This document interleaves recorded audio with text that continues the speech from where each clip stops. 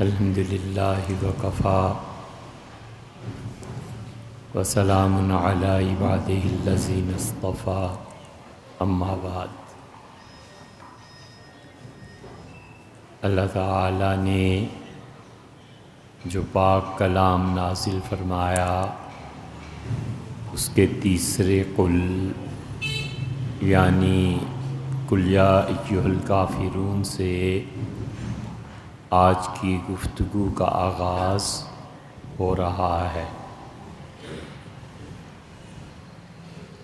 اور اللہ تعالی نے اس سے پہلے اپنے نزول میں، کلام کے نزول میں، قرآن کے نزول میں کبھی اس طرح کافروں کو مخاطب نہیں کیا۔ مکہ مکرمہ میں حالات بہت شدید ہو گئے تھے، اور حضور اقدس صلی اللہ علیہ وسلم تک ان ظالموں کے ہاتھ پہنچنے لگ گئے تھے، اور ان کا آخر ایک طبقہ اسلام کو دیکھ کر کچھ متاثر بھی ہوا، اور انہوں نے یہ سوچا ہوگا کہ اب اس دین کو ہم ختم نہیں کر سکتے، اور شرک کا جو زمانہ بقول ان کے دین ابراہیمی، ہم اس کو بھی نہیں چھوڑ سکتے، اور بزعم خود وہ حضرت ابراہیم علیہ السلام کے پیروکار تھے۔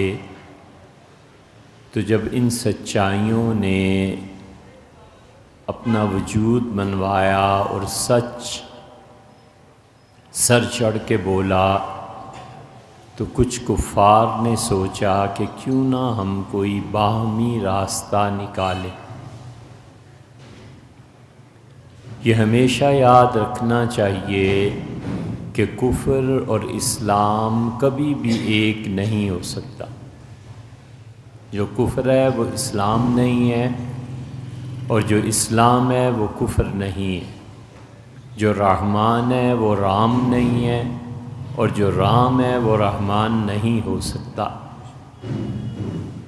قطعاً ممکن ہی نہیں ہے کہ کسی دریا کے دو کنارے مل جائیں، اور چاہے وہ لاکھوں میل لمبا دریا ہو۔ جو لوگ یہ سمجھتے ہیں اور اس پر اعتقاد رکھتے ہیں وہ گمراہ ہیں، اور جو لوگ اس کو سمجھتے ہیں کہ یہ قابل عمل ہے وہ لوگ بے وقوف ہیں۔ یہ گمراہی کی بات۔ اسلام بالکل ایک الگ نتھرا ہوا مذہب ہے، ہو ہی نہیں سکتا کہ دنیا کے کسی مذہب سے بھی وہ اپنا اشتراک پیدا کر لے۔ ہمارے پاس صرف ایک راستہ باقی رہ جاتا ہے، اور وہ ہے اختلاف کو برداشت کرنا، اور بس۔ اس کے علاوہ کوئی راستہ نہیں۔ ممکن ہی نہیں ہے کہ عیسائیت اور اسلام ایک ہو جائے، ممکن ہی نہیں ہے کہ یہودیت اور اسلام ایک ہو جائے، ممکن ہی نہیں ہے کہ ہندو مت اور مسلمان ایک ہو جائیں۔ اسلام بالکل الگ دین ہے۔ ہر وہ شخص جو اسلام سے نکلتا ہے وہ کفر میں داخل ہوتا ہے، تو کسی بھی قسم کا کفر ہو وہ ایک الگ مسئلہ ہے، مگر یہ بھول کے بھی نہیں سوچنا چاہیے کہ اسلام کسی اور مذہب کے ساتھ اتنا اتحاد کر لے کہ دونوں یکجان ہو جائیں۔ اسلام میں جو ذبح ہمارے لیے جائز ہے وہ ان کے ہاں ناجائز ہے، جو ان کے ہاں ناجائز ہے ہمارے ہاں جائز ہے، جو رشتے ان کے ہاں ہیں ہمارے نزدیک بالکل ممکن نہیں، جو ہمارے ہاں ہیں وہ ان کے نزدیک ممکن نہیں۔ جس کی عبادت وہ کرتے ہیں ہمارے نزدیک وہ مخلوق تھی اور اس کی عبادت نہیں کی جا سکتی، اور جس کی ہم عبادت کرتے ہیں ہم بار بار یہ کہتے ہیں لیس کمثلہ شیء وہو السمیع البصیر۔ تو جتنے بے وقوف، جتنے گمراہ، یہ سب اسی پہ زور دیتے ہیں کہ جی سارے مذاہب ایک ہیں، کہ یونیورسٹیاں بن رہی ہیں اس روحانیت کے نام پہ، اور جس طرح اور کہیں پر حکمران ایسے آ رہے ہیں، کئی روحانی میٹنگز قائم ہو رہی ہیں اور پتہ نہیں کیا جماعتیں بن رہی ہیں، اور جنہوں نے ساری زندگی فسق و فجور میں گزاری، ساری زندگی ظالموں کا ساتھ دیتے رہے اور تمام عمر اس میں گزاری کہ توڑ پھوڑ میں مصروف رہو، اور جس طرح بھی ہو سکے اپنا سر اونچا کر کے مرو۔ یہ ظالم، یہ فاسق، یہ فاجر اور یہ گمراہ اللہ کے ہاں ضرور سزا پائیں گے، خائب و خاسر ہوں گے۔ یہ ممکن ہی نہیں ہے کہ اسلام کو کسی بھی طریقے سے کفر کے ساتھ جوڑ دیا جائے، ہو نہیں سکتا۔ جس طرح ان سے پہلے برباد ہوئے یہ بھی برباد ہوں گے، پہلے بھی ایسے ہی تھا۔ بہت سے مسلمان تابعین کے دور میں بھی تورات انجیل پڑھتے تھے اور اسلام اور تورات اور انجیل ایک ہی سمجھتے تھے، والعیاذ باللہ۔ جس طرح خدا نے ان کو غارت کیا، اسی طرح یہ سب غارت ہوتے چلے جائیں گے، کوئی نام لیوا نہیں رہے گا۔ اس لیے خدا نے جو کہا ہے کہ اے کافرو، تو ہوا یہ کہ اہل مکہ جو تھے جب انہوں نے تسلیم کر لیا کہ یار یہ اب گھر گھر میں لوگ لڑ رہے ہیں آپس میں، ایک کا دین کچھ دوسرے کا دین کچھ، تو ہجرت سے پہلے یہ چند لوگ جمع ہوئے جن میں ولید ابن مغیرہ تھا اور لوگ تھے حضرت عبد المطلب کی اولاد میں جنہوں نے اسلام قبول نہیں کیا تھا، وہ تھے، اور انہوں نے کہا کہ چلو محمد صلی اللہ علیہ وسلم کے پاس چلتے ہیں، اور انہیں کہتے ہیں کہ 1 سال تک ہم آپ کے ساتھ اسی رب کی عبادت کریں گے جو آپ کہتے ہیں وہ کریں، اور آئندہ برس آپ ان خداؤں کی عبادت کریں جو ہم کہتے ہیں۔ تو دونوں مذاہب میں جو خوبیاں ہیں وہ دونوں تک پہنچیں گی، اور جو شر ہے اس سے دونوں بچیں گے۔ تو آپ 1 سال ہمارے خداؤں کی عبادت کیجئے اور 1 برس ہم آپ کے خداؤں کی عبادت کریں گے۔ حضرت رسالت مآب صلی اللہ علیہ وسلم نے یہ سنا اور خاموش رہے، اور آپ نے فرمایا میں آپ کو کل پاؤں گا۔ اللہ نے آیات نازل کی اور اللہ تعالیٰ نے فرمایا قل یا ایھا الکافرون، آپ بالکل صاف اور سیدھی بات ان سے کہیے کہ اے کافرو، لا اعبد ما تعبدون، میں ہرگز ان کی عبادت نہیں کروں گا جن کی عبادت تم کرتے ہو۔ لا اعبد یہ مضارع کا صیغہ ہے، اور مضارع پر جب لا آتا ہے تو زیادہ صحیح ترجمہ یہ بنتا ہے کہ اسے مستقبل کے متعلق مانا جائے کہ میں عبادت نہیں کروں گا ان کی جن کی تم عبادت کرتے ہو۔ عام طور پہ ترجمہ یہ کیا جاتا ہے کہ میں ان کی عبادت نہیں کرتا جن کی عبادت تم کرتے ہو، حال کے زمانے سے ترجمہ کرتے ہیں، وہ بھی ایک حد تک درست ہے، لیکن اصل میں اگر ہوتا تو ما ہوتا، ما عبدتم، میں لا عابد ما تعبدون، ما عابد ما تعبدون یہ ہونا چاہیے تھا پھر آیت کریمہ میں۔ والعیاذ باللہ خدا نے جو کلام نازل کیا ہے اس میں بڑی دقت نظر کی بات ہے، کشاف اسے خوب سمجھے، اگرچہ وہ اپنے عقیدے کے اعتبار سے معتزلی تھا لیکن لغت میں کمال کا علم اللہ نے اسے دیا تھا، وہ یہ سمجھائے۔ تو خیر ایک علمی بحث ہے، یہ ترجمہ بھی ٹھیک ہے کہ حال سے کیا جائے کہ میں ان کی عبادت نہیں کرتا جن کی عبادت تم کرتے، لیکن بہتر یہ ہے کہ یہ کیا جائے کہ میں ان کی عبادت نہیں کروں گا فیوچر کے ساتھ۔ تو رسول اللہ صلی اللہ علیہ وسلم نے یہ سورہ مبارکہ انہیں پڑھ کے سنا دی اور وہ مایوس ہو کر چلے گئے۔ انہوں نے کہا یہ تو اپنے عقیدے میں اتنے سخت ہیں کہ ہمیں کافر کہہ دیا۔ کافر کا لفظ گویا ایک گالی بن کے رہ گیا، تو مذہبی طبقات میں ایک لفظ کو گالی بنا کر پیش کرنا یہ پرانا ان لوگوں کا وتیرہ تھا جو حضور اقدس صلی اللہ علیہ وسلم کے خلاف تھے، اور یہ وتیرہ چلتا ہی ہے کہ کسی کو اتنا تنگ کرنا اور ستانا کہ وہ لفظ گالی بن کے رہ جائے، لوگ نسبت پسند نہ کریں۔ اسی لیے اسی کے پیش نظر ہمارے فقہا نے لکھا ہے کہ اگر کوئی شدید ضرورت نہ ہو تو کافر کو کافر کہنا ہی نہیں چاہیے، عیسائی کو عیسائی کہنا چاہیے، یہودی کو یہودی، ہندو کو ہندو، مت کہو کہ کافر ہے، اس لیے کہ اس کا دل دکھے گا اور اس کے اسلام کی قبولیت میں ایک اور رکاوٹ پیدا ہو جائے گی۔ خود کفر کیا چیز، اسی لیے ہمیشہ یہ بات یاد رکھنی چاہیے کہ دو دائرے ہیں، اگرچہ اس سے پہلے بھی اس پہ گفتگو ہو چکی، لیکن مناسب معلوم ہوتا ہے کہ اس گفتگو کو ذرا سا دہرایا جائے۔ ایک دائرہ ہے جو چھوٹا دائرہ ہے، اور اس دائرے کے اندر جو لوگ رہ رہے ہیں وہ اہل السنہ ہیں۔ اللہ تعالیٰ نے جب آیت نازل کی کہ قیامت کے دن کچھ چہرے روشن ہوں گے اور کچھ چہرے سیاہ ہوں گے، فَأَمَّا الَّذِينَ اسْوَدَّتْ وُجُوهُهُمْ، اور وہ لوگ جو چہرے آئیں گے ہمارے سامنے اور وہ سیاہ چہرہ ہوگا، ہم انہیں یہ کہیں گے۔ اس پہ عبداللہ ابن عباس رضی اللہ عنہما سے پوچھا گیا کہ حضرت یہ فرمائیں کہ یہ چمکدار روشن چہرے یہ کون سے ہوں گے؟ انہوں نے کہا ہم اہل السنت والجماعہ، یہ وہ لوگ ہیں جو اہل سنت والجماعت ہیں۔ اسی لیے عقیدے کی بات بار بار ہم کرتے ہیں کہ ہمارا دعویٰ ہے، ہمیں فخر ہے، ہمیں یہ شرف حاصل ہے، اور ہماری دعا ہے اللہ اس پہ موت دے، یہ اہل السنہ ہیں ہم، اور ہمارا وہی عقیدہ ہے انشاءاللہ یقینی طور پہ جو اللہ کا اپنا عقیدہ ہے۔ اللہ کا عقیدہ ہے کہ محمد الرسول اللہ، محمد صلی اللہ علیہ وسلم خدا کے رسول ہیں۔ ہم کہتے ہیں اے رب جیسے تو نے کہا وہی ہم مانتے ہیں۔ اس نے کہا والذین معه شداء علی الکفار، جو ان کی جماعت ہے وہ کافروں پہ سخت ہیں، رحماء بینہم، آپس میں ایک دوسرے کے یار دوست ہیں۔ ہم کہتے ہیں اللہ ایسے ہی ہے جیسے آپ نے فرما دیا۔ اللہ نے کہا رضی اللہ عنہ، میں ان کے اصحاب سے راضی ہوا۔ ہم نے کہا اللہ ہمارا بھی یہی عقیدہ ہے۔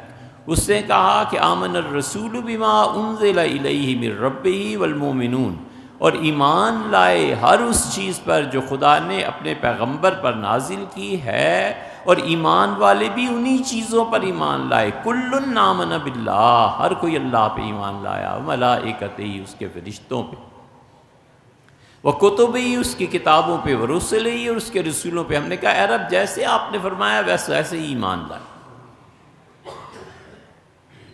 علیہم الصلاۃ والسلام۔ تو اس لیے وہ جو ایک دائرہ ہے چھوٹا، اس میں ہم ہیں اہل السنہ۔ اب جو اس دائرے سے باہر نکلتا ہے وہ ایک بڑے دائرے میں پہنچتا ہے، لیکن ہے وہ بھی دائرہ، ابھی بالکل ایبسلوٹلی فریڈم جو ہے وہ نہیں ملی ہے، وہ بھی دائرہ۔ اس دائرے میں جو چلا جاتا ہے دوسرے میں، ہم یہ نہیں کہہ سکتے کہ یہ مسلمان نہیں رہا، ہم کہتے ہیں کہ اہل السنہ میں سے نہیں رہا۔ یہ ہمیشہ یاد رکھنا چاہیے۔ بڑے سے بڑا مفتی بھی اگر اس فرق کو نہیں سمجھتا ضرور ٹھوکر کھائے۔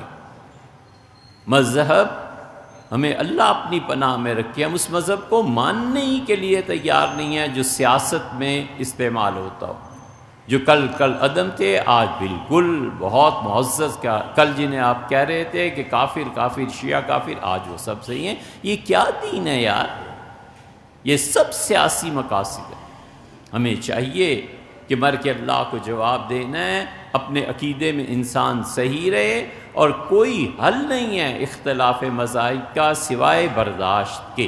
یہ نہیں ہو سکتا کہ سارے فرقے آپس میں مل کے ایک ہی ہو جائیں، یہ ہونا ہی ہے۔ ہمیں رہنا ہے، برداشت کرنا ہے، ہمت کرنی ہے، دوسرے کو سننے اور بولنے کے لیے موقع دینا ہے، ان کی بھی سننی ہے، اپنی بھی سنانی ہے، بس۔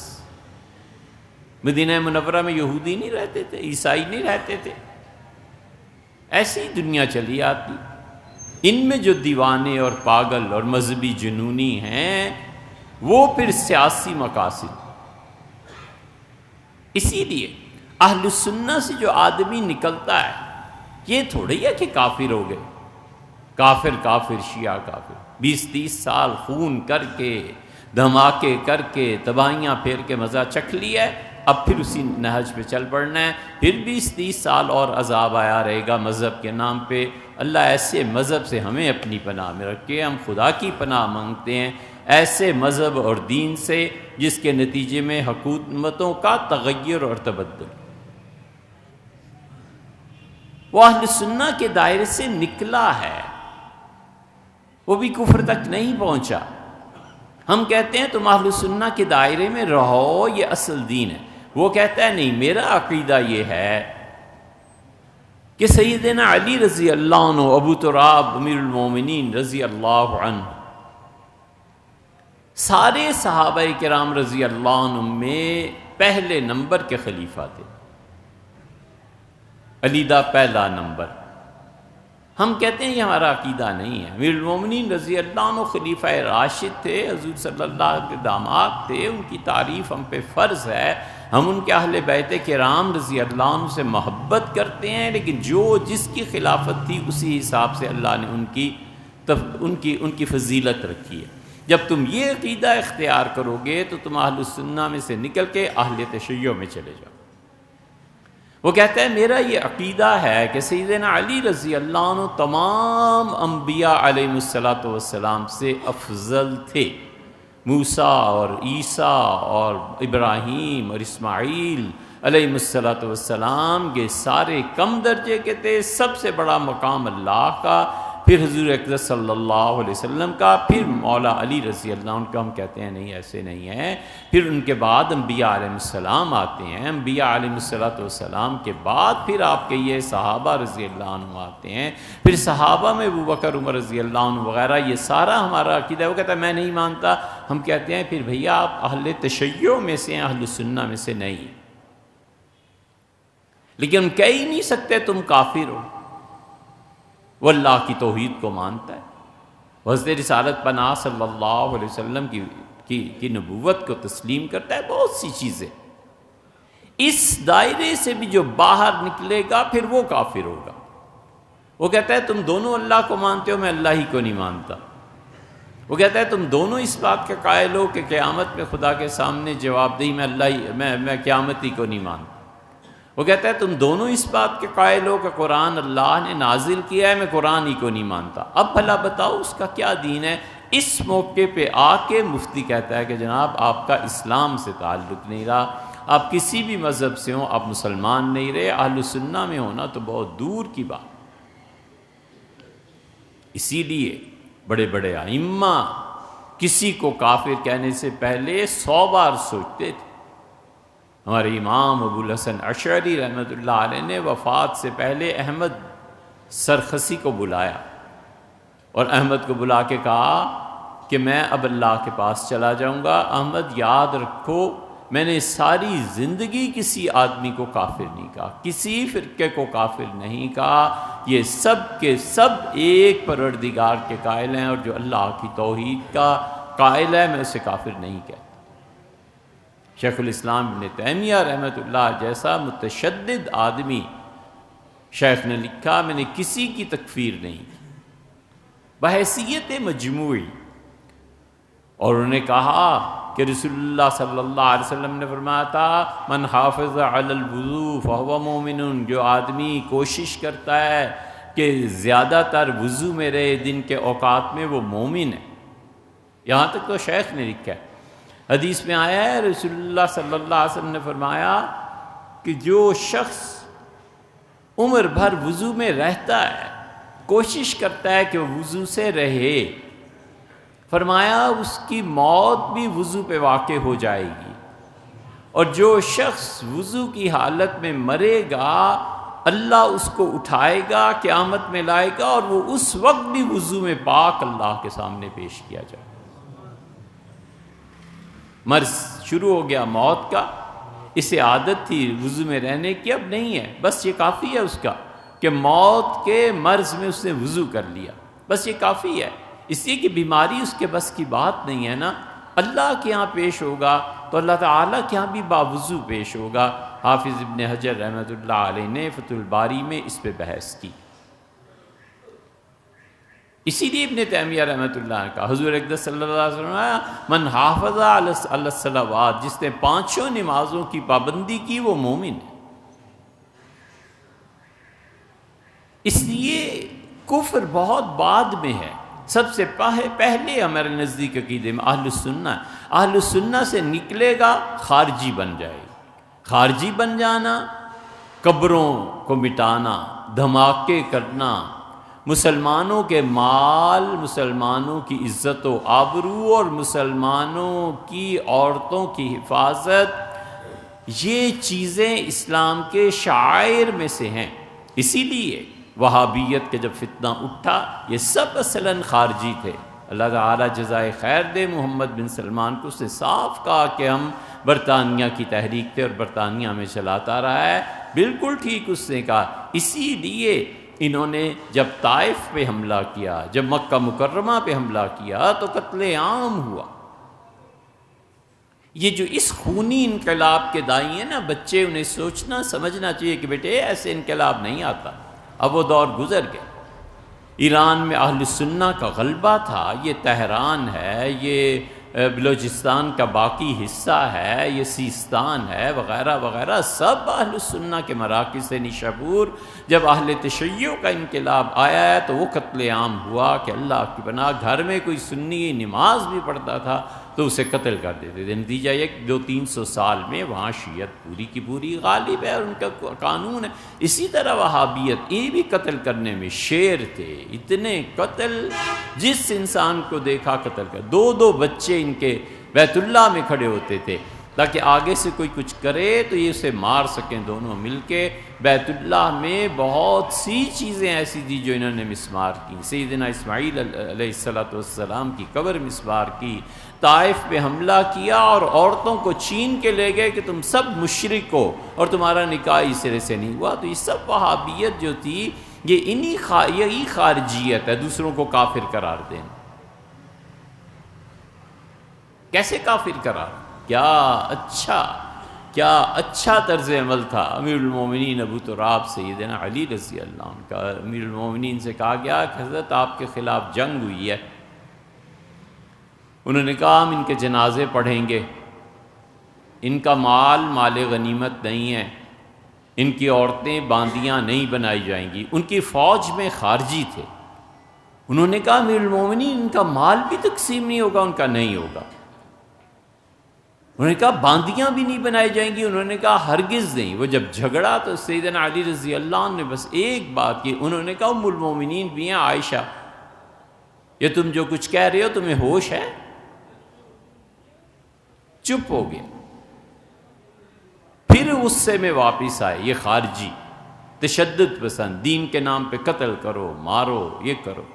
تحریکیں بھلا بھیا ایسے چلتی ہیں۔ ہم جانتے ہیں انقلاب کیسے آتے ہیں، ہمیں یہ بھی معلوم ہے کہ انقلاب کے بعد پہلی صف کے جو معرکۃ الآراء لیڈرز ہو جاتے ہیں، فرانس کا انقلاب آیا تھا نا، پڑھو اس کو، کیسے قتل ہو جاتے، سب معلوم ہے۔ تو پھر وہ غصے میں بھرے، انہوں نے کہا امیر المومنین یہ کون ہے، ان کافروں کو ہم نے مارا ہے۔ انہوں نے کہا کیا بات کہی، انہوں نے کہا کفر سے بھاگ کے، کفر سے ہٹ گئی تو رسول اللہ صلی اللہ علیہ وسلم کے دامن میں پناہ لی تھی انہوں نے، کفر چھوڑ کے ہی تو اسلام میں آئے تھے، کیسے کافر ہیں؟ انہوں نے کہا منافق ہیں، کہا نہیں ایسے مت کہو، میرے مخالف ہیں، ہم لڑیں۔ لیکن یہ جو لوگ تھے، اللہ کہتا ہے یذکرون اللہ الا قلیلا، منافق آدمی تھوڑا ہی اللہ کو یاد کرتا ہے، یہ بہت خدا کو یاد کرنے والے تھے، میں جانتا ہوں سب خدا کے مطیع اور فرما بردار، اللہ کو یاد کرنے والے۔ اس نے کہا فمن وہ پھر یہ کیا تھے، کیا لوگ تھے؟ انہوں نے کہا اخواننا بغوا علینا، میرے بھائی ہیں، خلافت کے خلاف انہوں نے بغاوت کی اور اس بغاوت میں یہ لڑائی ہوئی ہے، باغیوں کو قتل کرنا چاہیے، یہ فتویٰ ہے، بس یہ ہوا ہے، اس سے زیادہ کچھ نہیں۔ کیا اعتدال ہے! اس لیے یہ بڑے بڑے اکابر ڈرتے تھے کفر سے، نہیں کہتے تھے کسی کو کافر، وہ کہتے تھے کسی اور سے جا کے کسی اور سے پوچھو۔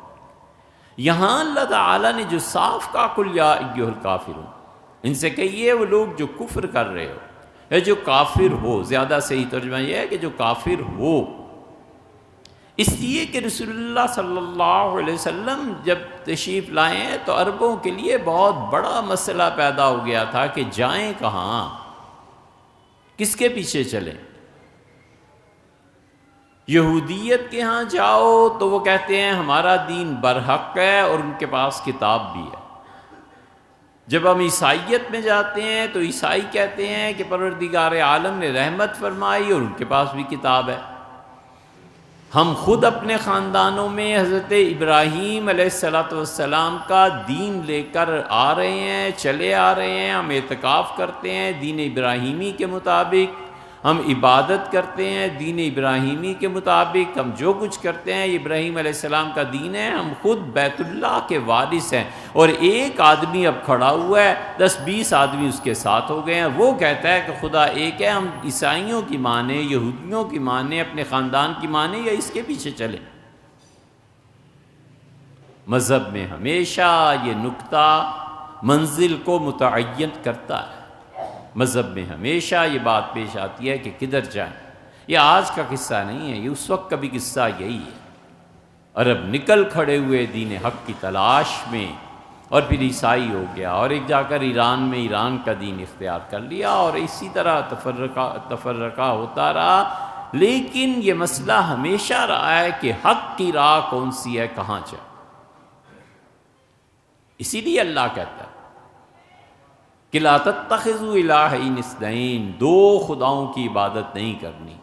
یہ ایرانیوں کا مذہب تھا۔ یہ اردو شاعری جو بھری پڑی ہے اہرمن اور یزداں سے، اہرمن گناہوں کا خدا، وہ گناہ کی طرف بلاتا ہے، اور یزداں نیکی کا خدا۔ اسی وجہ سے سیدنا عمر رضی اللہ عنہ صاف بات لوگوں کو سمجھا کر گئے تھے۔ انہوں نے کہا یہ خدا کا دین ہے جو اسے نبی صلی اللہ علیہ وسلم پہ نازل کیا ہے، اور ہم نے ان کی پیروی کی ہے۔ یاد رکھو میرے دور میں اس سے ذرا بھی کسی نے قبول کر کے ہٹنے کی کوشش کی، میں تیر کی طرح سیدھا کر کے رکھوں گا۔ تو دین کے بارے میں کچھ نہیں کہا جاتا، نرمی، محبت، تعلق کافروں سے بھی۔ اسی لیے اللہ نے کہا ہے مت ان کافروں سے لڑو جنہوں نے نہ تمہیں تمہارے گھروں سے نکالا ہے اور نہ ہی تمہیں دینی عبادتوں سے روکا ہے۔ خدا نے کہا مت لڑو ان سے لڑو جو حربی کافر ہیں۔ عام کافر میں اور حربی کافر میں فرق ہے بھائی۔ حربی کافر تو وہ ہے جو خود جنگ کے لیے آیا ہے، تمہیں مار دے یا تم اسے مار دو تو پھر تو خدا کہتا ہے اسے مارو۔ حربی کافر ہے نا، لڑائی کے لیے، حرب کے لیے آیا۔ اسی لیے قرآن نے یہ کہا کہ والصلح خیر، لوگوں صلح اور صفائی سے رہو، یہ اچھی چیز ہے۔ یہ نہیں کہا کہ الحرب خیر، جنگ اچھی چیز ہے۔ سیدنا علی رضی اللہ عنہ کہتے ہیں حسن پیدا ہوا اور میں اٹھا کے لایا گود میں نے پیش کیا، حضور صلی اللہ علیہ وسلم بہت خوش تھے اور میں بھی بہت خوش تھا۔ مجھ سے فرمایا کہ کیا نام رکھا ہے؟ میں نے کہا حرب، جنگ۔ سیدنا علی رضی اللہ عنہ کو بہت دلیر اور بہادر آدمی، فرمایا نہیں ایسے نام نہیں رکھتے، یہ تو حسن ہے، خوبصورت۔ پھر حسین پیدا ہوئے، پھر میں نے مجھ سے فرمایا کیا نام ہے؟ میں نے کہا حرب۔ فرمایا نہیں اس کا نام تو حسین ہے، انا منی حسین منی وانا من، حسین میری جان ہے اور میں حسین کی جان ہوں۔ اتنے بلند پایا جملے فرمائے، جنگ نہیں، ایسے نہیں، صلح، امن، صفائی کے ساتھ۔ اور البتہ جب عقیدے کی بات آ جائے تو اس میں شرمانے کی کیا بات ہے بھائی؟ ہم نہیں عبادت کرتے ان چیزوں کی جن کی تم عبادت کرتے۔ اس لیے قرآن اس کی دعوت دیتا۔ حضور اقدس صلی اللہ علیہ وسلم نے جو کچھ سمجھایا وہ کفر ایک چھوٹا دائرہ ہے جس میں اہل سنت ہے۔ اس کے بعد دوسرا دائرہ ہے، وہاں ابو سینا بھی کھڑے ہیں، وہاں ارسطو کا فلسفہ بھی کھڑا ہے، وہاں فارابی بھی ہیں، وہاں بڑے بڑے لوگ کھڑے ہیں، اور وہ سب اہل سنت سے باہر تھے، لیکن زمانہ ان کے علم کا قائل تھا، ان کے کلام کا قائل تھا، ان کی توحید کا قائل تھا۔ بہت بڑے بڑے لوگ ہیں۔ یہ کیوں اتنا زوم ہے کہ چونکہ میں اہل سنت میں سے لہذا میرے علاوہ سب کافر؟ نہیں بھئی، وہ بڑا ایک دائرہ ہے، اس میں اہل تشیع بھی ہیں، معتزلہ بھی ہیں، خارجی بھی ہیں۔ یہ سب لوگ اس دائرے میں آتے ہیں، انہیں کافر نہیں کہیں گے، نہ کہہ سکتے ہیں، نہ شریعت اس کی اجازت دیتی۔ انشاءاللہ اب اس صورت کی تشریح شروع ہوئی ہے تو چند جمعے تک یہ بھی جاری ہے۔